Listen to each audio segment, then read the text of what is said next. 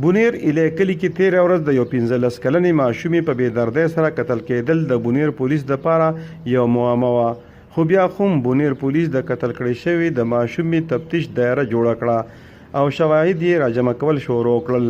د کم په بنیاد چې ځیلي پولیس افسر خیبر نیوز ته وویل چې په 2 ورځو کې به مجرمان گرفتار کړي شي. دا هو چونکې لکه سوشل میډیا چې کوم سٹارټ کړم ورکړی دا واقعیت قطعا داسې نه دي، دا کورنۍ لکه داسې خبرې شته پکې، او چونکې دا قتل ډېره حساسه معامله ده نو موږ لکه څه انفارمیشن داسې چې هغه لکه اوپن نه شو شیر کولی، او بهرحال لکه انشاءالله چې لکه ورځ یا 2 ورځو کې به لکه موږ ټول کیس ورکوو.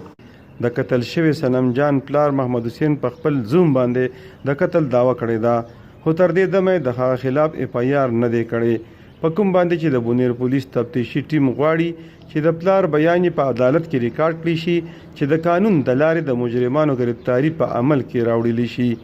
خو بل خوا مقامي اوسیدونکي په دې حیران دي چې کله پلار د خپلې لور د قتل دعوه لري نو مجرمان تر دې دمه ولې نه دي گرفتار کړی شوي.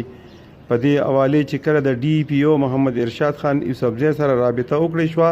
نو هغوی د ټلیفون د لارې وویل چې دا تحقیقات ډیر په باریک بینۍ سره روان دي او غواړي چې صنم جان ته انصاف میلاو شي او مجرمان چې څوک هم دي بچ پاتې نشي. د کیمرامین ملک نومان سره شوکت بونیری، خیبر نیوز، بونیر.